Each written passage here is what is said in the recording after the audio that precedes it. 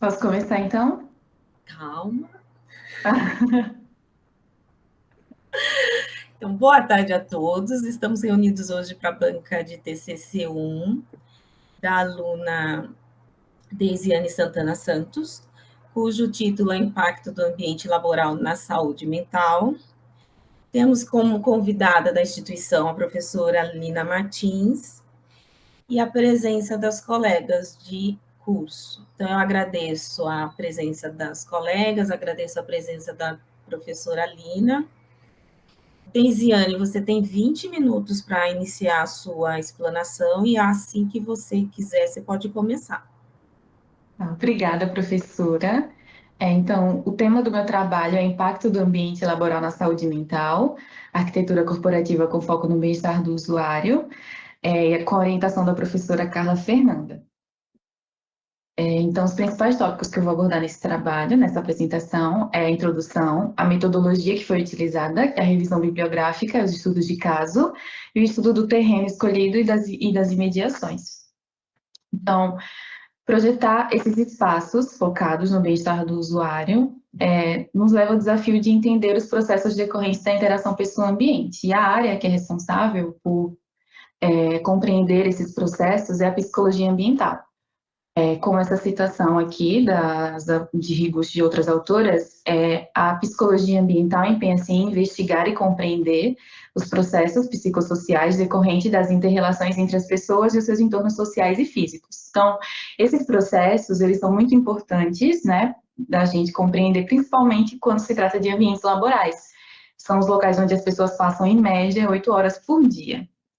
Então, a problemática desse trabalho tem base na redefinição que a Organização Mundial da Saúde trouxe sobre a síndrome de burnout no Cadastro Internacional de Doenças, na sua 11ª edição. Na edição anterior, essa síndrome era caracterizada como um estado de exaustão vital, e nessa nova definição, ela veio como estresse crônico no local de trabalho. Esse local de trabalho, a gente pode entender como o ambiente físico e o ambiente social. Em relação ao ambiente físico, a autora Thelma Trigo e outros psiquiatras, outros profissionais da saúde, relatam que o calor, frio, ruídos excessivos, iluminação inadequada são fatores que estariam relacionados a índices superiores da síndrome. Em relação à importância desse tema, no Brasil, a gente percebe pela pesquisa realizada por uma associação de gerenciamento do estresse, que nessa pesquisa, 32% dos entrevistados apresentaram sintomas dessa síndrome antes da pandemia, e durante a pandemia esse número aumentou para 44%, mostrando aí que durante a pandemia, né, houve um crescimento significativo. Então, a justificativa desse trabalho é que a síndrome do esgotamento profissional, que é o termo traduzido para o português, tinha atingido uma parcela considerável da população brasileira. E a arquitetura é a área responsável por projetar esses espaços onde as pessoas desenvolvem suas atividades diárias. Então, é importante a gente pensar esses espaços, e principalmente nesse momento de retorno às atividades presenciais, com uma queda, né, dos índices das pessoas infectadas pela pandemia. Então, a gente tem esse retorno ainda que híbrido, e isso aumenta a demanda por espaços de trabalho, e é interessante que esses espaços estejam aptos ao manejo correto do estresse causado e amplificado pelo contexto da pandemia. Causado nos ambientes e amplificado pelo contexto. Então, os objetivos desse trabalho, o objetivo geral é elaborar um anteprojeto de escritório compartilhado, coworking, utilizando recursos da psicologia ambiental, aliados à estratégia de conforto ambiental, e como objetivos específicos, então, é relacionar esses conceitos da psicologia ambiental que possam auxiliar na compreensão da inter-relação pessoa-ambiente. Estudar o impacto do ambiente físico no bem-estar do ser humano e elencar estratégias do conforto ambiental que aumentem a qualidade desses espaços corporativos. Para entender esses Deisiane, processos... desculpa te atrapalhar. Desculpa, Deisiane, mas é porque a Carla eu acho que perdeu a conexão. Você parou Ah, lá no slide dos objetivos. O que é que você acha da gente aguardar 1 minuto para ver se ela sim, volta? O que é que tá você acha? certo. Acho ótimo, eu não tinha visto. Estava com o É, porque slide você não aberto. vê. É, Então a tá gente pode certo, professora. esperar 1 minutinho para ver, para ela acompanhar. Isso. A gente dá uma pausa aí no tempo, eu acho que não tem problema. Depois dessa, a Eu- Carla vai estar na banca de alguma de vocês duas, Jéssica ou Orleci? Não, Não, essa é a última. Pronto, então ela voltou agora. então, eu Carla, vou você nos continuar. escuta? eu caí, né? Pronto, aí a gente deu uma pausa. Vai voltar agora, tudo bem? Tudo jóia. Pronto. Parando nessa parte, professora, dos Sim, objetivos, você falou tudo. Isso. Pode começar pelo isso daí. Pronto. Desculpa, tá, então, Desiane? Mas para Carla. tudo bem, tudo bem. Então, para entender esses processos decorrentes, né, da inter-relação pessoa-ambiente, foram escolhidos dois conceitos da psicologia ambiental, e o primeiro deles é o espaço pessoal, que é uma zona emocionalmente carregada em torno de cada pessoa, às vezes descrita como uma bolha de sabão ou aura que ajuda a regular o espaçamento entre indivíduos. Essa definição é feita por Hall, e ele também vai elencar 4 distâncias que existem, né, em volta do ser humano. Então, seria na fase a primeira distância íntima, e na fase próxima, 0 de distância, na fase afastada de 15 a 45 centímetros, na distância pessoal, na fase próxima de 50 a 80 centímetros, e na fase afastada de 80 centímetros a 1,20 m, na distância social, na fase próxima de 1,20 m a 2,10 m, e na fase afastada de 2,10 m a 3,50 m, e uma distância pública que seria, então, em torno de 3,50 a 7,50 na fase próxima, e na fase afastada de 7,50 m ou mais. E o outro conceito é a territorialidade, que, segundo as autoras Cavalcanti e Elalha, é um conceito que permite compreender as interações sociais e a apropriação do entorno físico. Esse conceito ele tem outros significados em outras áreas do conhecimento, mas aqui na psicologia ele pode ser abordado dessa forma. E nos locais de trabalho, existem algumas condutas relacionadas a esse conceito que incluem personalização, sinalização e defesa do espaço ocupado. Então, eu destaquei aqui 2 controles, né, que podem existir nesses espaços, que seria o controle pretendido, que é uma apropriação simbólica por meio da postura, como nesse caso aqui, e o controle efetivo, que é uma apropriação do espaço realmente com figuras, fotos de familiares que as pessoas costumam colocar na sua mesa de trabalho. Então, essa seria uma apropriação por meio da sinalização. Então, pensando nos espaços de trabalho, como eles evoluíram, aqui nessas imagens internas de alguns ambientes, a gente pode ver que desde muito tempo, desde 830 nesse caso, já havia uma preocupação de localizar as mesas de trabalho próximo às janelas, garantindo iluminação natural. Aqui nesse exemplo, que é o edifício Lurkin, né, de Frank Lloyd Wright, localizado nos Estados Unidos, a gente vê que as mesas já estavam dispostas no átrio do edifício, então as pessoas estavam dispostas uma perto da outra, e aqui ao redor a gente vê o local onde os gerentes ficavam supervisionando essas pessoas.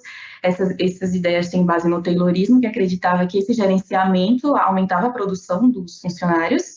Nessa foto a gente vê o edifício, uma foto interna do edifício Cia Grande, Maison de Rue Philip Johnson, e aqui a gente já vê com o avanço da tecnologia, as paredes elas foram, né, totalmente excluídas, porque elas não têm mais função estrutural, e aqui a gente vê o uso da fachada cortina e da iluminação natural adentrando no ambiente, porém sem nenhuma divisória, e com as mesas de trabalho dispostas, né, de forma mais retilínea.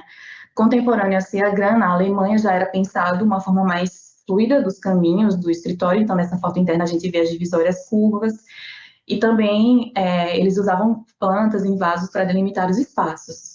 Um salto no tempo e a gente está em 2005, e aqui nesse caso a gente vê uma imagem interna do Googleplex, nesse caso vários espaços diferentes coexistindo ao mesmo tempo no ambiente, e a gente percebe que tem ambientes abertos, mais fechados, e ainda aqui aquela ideia dos cubículos, né, onde as pessoas podem trabalhar de diversas formas.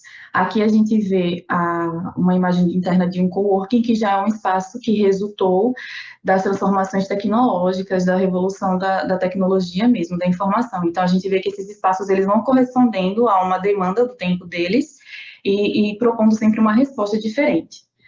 Em relação ao impacto que o ambiente físico tem na saúde mental, a gente pode, eu trouxe aqui essa imagem adaptada do Ida e do Buarque, que mostra fatores relacionados ao ambiente que são correlacionados a sintomas do estresse e aumentam os níveis do estresse. Então, quando eles são depositados, né, todos não ao mesmo tempo, mas quando esse nível de estresse não é gerenciado, ele transborda em doenças do estresse. E a gente sabe que o estresse do ambiente de trabalho, segundo a definição da OMS, então, seria o burnout. E aqui a gente entende que os ambientes físicos, eles podem impactar a saúde de um indivíduo, tanto positivamente quanto negativamente. E essas condições de trabalho que eles destacaram aqui são sons indesejados, a falta de espaço dedicados ao silêncio e à reflexão, iluminação inadequada, calor e frio. Em relação à síndrome também, a gente pode ver que ela é dividida em 3 dimensões, ela acontece, na verdade, né, em 3 dimensões. A primeira dimensão é o esgotamento emocional, a segunda é a despersonalização, e a terceira, a diminuição da realização pessoal. E no ambiente de trabalho, um funcionário pode gastar em média 25 minutos para retomar a atenção em situações comuns quando ele é interrompido, e ele consegue ficar apenas 11 minutos focados. E aí, nesse exemplo, a gente vê como os ambientes abertos, em que as pessoas são colocadas uma do lado da outra, atrapalha muito nessa questão que eu citei anteriormente de ser interrompido. E aqui a gente já vê um exemplo de um ambiente que, apesar de ser aberto, de ter uma configuração espacial parecida, houve uma preocupação de colocar umas divisórias, nesse caso aqui até de vidro jateado, que traz uma maior privacidade e uma melhor divisão dos espaços. Nos estudos de caso, o primeiro que eu vou trazer é a análise da avaliação pós-ocupação. Essa análise foi realizada no Instituto Nacional de Pesquisas Espaciais e foi projetada por Alexandre Gomes Oliveira e Haroldo Maranhão. Possui área construída de 468,74 metros quadrados, que está distribuído em 2 pavimentos principais e um pavimento intermediário. Ele recebeu selo A pelo Programa Brasileiro de Etiquetagem, e por isso que ele foi escolhido, né? Porque demonstra que as estratégias de conforto realmente funcionaram na prática, e aqui a gente vê que a pessoa que realizou é a Aline Danor, que fez essa avaliação na dissertação de mestrado dela, que ela buscou entender a relação do layout com o conforto ambiental e a satisfação dos usuários. As etapas que essa avaliação percorreu, então, foram entrevistas com os arquitetos responsáveis pelo projeto do edifício, a verificação do layout dos espaços internos e relação com a envoltória da edificação. Foi realizada visita ao local, observação, questionários de entrevista coletiva. Então, nesses resultados que a Aline aponta, que a autora aponta, ela traz, então, que mesmo com essas estratégias de conforto ambiental adotadas, havia um aparelho de ar-condicionado acima das janelas e a iluminação que é distribuída de 2 a 2. A autora também, ela dividiu o escritório em 2 categorias, na categoria de padronizados e diferenciados. Como o escritório padrão, eu trouxe o exemplo do escritório 1, que a gente percebe que é uma alta densidade, nesse caso aqui de 6 metros quadrados por pessoa, e nesse caso também a gente vê a distância do mobiliário, né, que não é muito grande, é bem apertado, porque esse layout ele foi adaptado pelos usuários. Então, o projeto arquitetônico veio com uma proposta, mas houve uma modificação no uso do prédio e eles precisaram se rearranjar nesse sentido. Aqui a gente vê a chefia secretaria, então é um exemplo de escritório diferenciado, porque ela caracterizou dessa forma por ter baixa densidade, e o mobiliário da secretaria foi observado que ele é utilizado como um delimitador dos espaços na área da copa. Então, em relação às estratégias de conforto ambiental, e a gente vê que houve a adoção do ângulo, né, de implantação, então ele está rotacionado 14,35 graus em relação ao norte, o que faz com que as maiores fachadas estejam voltadas para as melhores orientações. Aqui a gente vê a questão da ventilação cruzada, as salas foram alocadas todas de um lado só, então, dessa forma, há uma menor distância, né, da entrada e da saída do vento. Zona de amortecimento, que aparece aqui nessa foto, então a gente vê a vegetação, o uso do brise como vedação da circulação. E aqui a gente vê o sombreamento da fachada, com prolongamento dos beirais. Nessa foto aqui, da autora, a gente vê também que eles se preocuparam em trazer para o ambiente uma iluminação difusa que é emitida pelo céu e pelo entorno. Então, não há uma entrada direta de luz solar. Nesse caso aqui, os resultados obtidos, então, em relação ao visual interior e exterior, 20 pessoas consideraram como boa. Aqui a gente vê na interação visual interna que 16 pessoas consideraram como boa, e ali a gente vê uns índices, né, bem menores, acho que uma pessoa, né, que respondeu que não. E satisfação dos usuários em relação ao layout dos escritórios, a gente viu aqui que 15 pessoas responderam que atende plenamente e 6 pessoas falaram que precisam de alguns ajustes. Em relação à avaliação do layout versus estratégias de conforto, 10 pessoas acreditam que precisam de alguns ajustes e 11 acredita que atende plenamente. Então, essas pessoas que falaram da integração interior e exterior, elas apontaram as desvantagens de excesso de exposição, desconforto causado pelo reflexo da luz do sol no para-brisa dos veículos estacionados em frente ao edifício e as grandes aberturas que não bloqueiam tal reflexo. E em relação às vantagens, foi percebido que é de maneira mais subjetiva que os usuários veem isso, então seria a sensação de liberdade, estímulo para o trabalho, possibilidade de acompanhar o que acontece externamente, visualização da vegetação e a integração, que é agradável pela sensação de ampliação do espaço. E essa última colocação aqui foram dos usuários que acharam algumas desvantagens, porque para eles não seriam, no caso, as desvantagens, pequenos detalhes, e que, no geral, essa integração interior e exterior é agradável. Então, em síntese, seria a geometria do edifício, fachadas leste e oeste sem aberturas, otimização da ventilação cruzada, sombreamento das fachadas, zonas de amortecimento, layout flexível e a luz natural difusa. Em relação às referências projetuais, eu trouxe alguns exemplos de interiores desses escritórios. O primeiro é o Civitas Capital Group, que fica localizado em Dallas, nos Estados Unidos. Ele possui 2.044 metros quadrados de área construída nesse pavimento, né, que está localizado. Ele fica no edifício comercial, no 8º andar do Arts Plaza. Aqui a gente vê duas características bem importantes desse espaço. A primeira é que há uma preocupação em colocar todas as estações de trabalho próximas às janelas para garantir a iluminação natural. E aqui a gente vê essa preocupação em espaços abertos e fechados para que possa atender uma demanda, né, dos funcionários. E aqui nessas fotos seriam, então, as cabines, que você pode trabalhar, então, o funcionário poderia trabalhar individualmente ou em pequenos grupos. Aqui os espaços mais abertos, ainda assim tem divisórias, né? Aqui seria as salas totalmente fechadas. E para cá seria, nessa foto, a janela mesmo, mostrando como a iluminação natural chega nesse ambiente e a coexistência dos dois espaços, tanto fechado quanto aberto. Em relação à outra referência, ela está localizada no Japão, ela tem 1.243 metros quadrados de área construída, também é uma referência de interiores, e aqui a gente vê, né, como os espaços são diferentes, né, de trabalho, então, mais informais. Foi realizado um workshop para saber a demanda desses usuários pela equipe de projeto, e aqui a gente vê, né, que tem áreas fechadas, áreas abertas, salas mais fechadas para os projetos e áreas de relaxamento. E aqui a gente vê a diversidade dessas áreas, como elas podem ser utilizadas pelos usuários, e essas demandas, essa participação dos funcionários no processo projetual faz com que esses arranjos de layout não sofram tantas alterações como aconteceu lá no Instituto Nacional de Pesquisas Espaciais. Nessa foto aqui, a gente vê o uso da vegetação, da iluminação natural, que são estratégias que podem ser adotadas, né, para o bem-estar dos usuários dentro desses edifícios.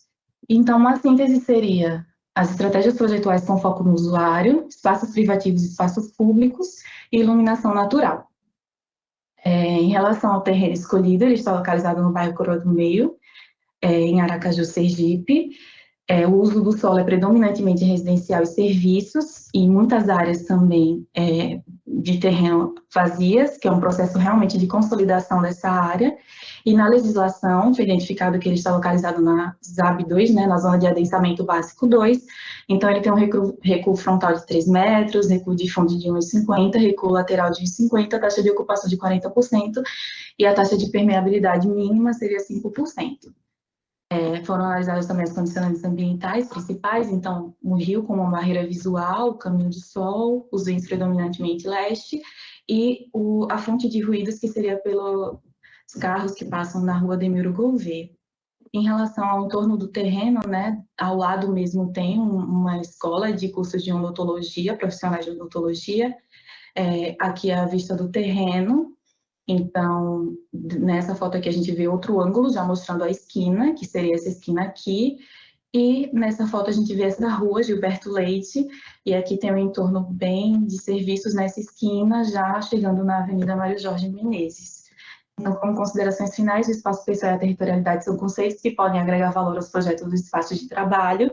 Os espaços de trabalho evoluem juntamente com o contexto social e econômico. Esses ambientes laborais inadequados podem comprometer o conforto e o bem-estar, e as estratégias de conforto ambiental elas podem aumentar os níveis de satisfação dos usuários. Obrigada.